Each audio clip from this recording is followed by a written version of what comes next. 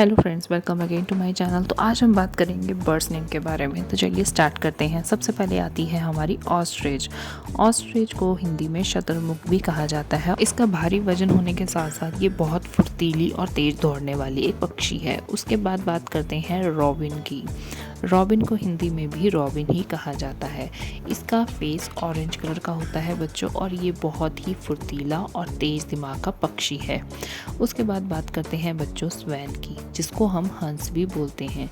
ये दिखने में सफ़ेद रंग का होता है। ये पानी में भी तैर सकता है और पानी के बाहर भी चल सकता है।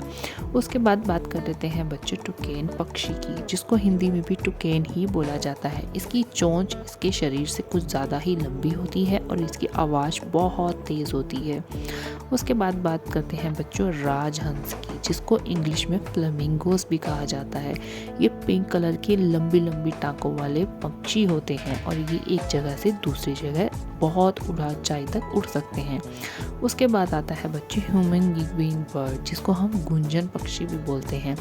ये चलते चलते उड़ते उड़ते भी फूलों का रस चूस सकते हैं। उसके बाद बात करते हैं बच्चों हमारी स्पैरो की, जिसको हम हिंदी में गुरैया भी बोलते हैं।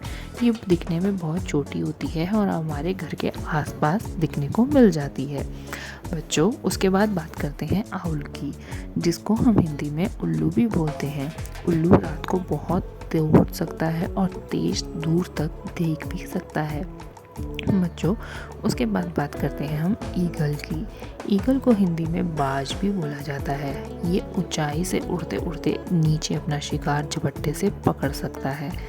उसके बाद बच्चों बात आती है वुडपेकर की। वुडपेकर को हिंदी में कठफोड़वा कहते हैं। ये पेड़ की टहनियों को अच्छे से चोंच की सहायता से तोड़ के होल कर देता है। उसके बाद बच्चों बात करते हैं पैरट की, जिसको हिंदी में तोता भी बोला जाता है। तोता हरे रंग का होता है और इंसानों की आवाज़ बखूबी निकाल सकता है। उसके बाद बच्चों बात आती है पीकॉक की, जिसको हम हिंदी में मोर कहते हैं। मोर बहुत अच्छे से नाच सकता है और अपने पूरे पंख फैला के सुंदर से डांस करता है। उसके बाद बच्चों बात आती है मकाओ तोते की। मकाओ तोते को भी हिंदी में मकाओ कहते हैं।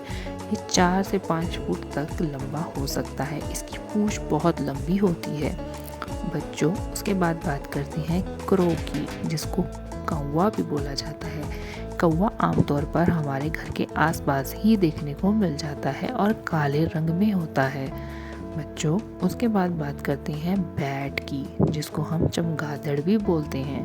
बैट आपको पता है पेड़ पर उल्टा लटकती है, सीधा नहीं बैठ सकती बच्चों। उसके बाद बात करते हैं इंडियन रोलर की। इंडियन रोलर देखने में बहुत सुंदर ब्लू और लाइट ब्लू कलर का पक्षी होता है, जिसको हिंदी में नीलकंठ बोलते हैं, और ये छोटे छोटे कीड़े मकोड़ों को खाता है बच्चों। उसके बाद बात करते हैं मैना की।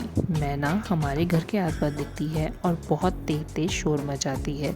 आमतौर पर ये कहीं भी दिखने को मिल जाती है। चैनल पे नहीं हो तो बच्चों सब्सक्राइब करके जाना ना भूलें।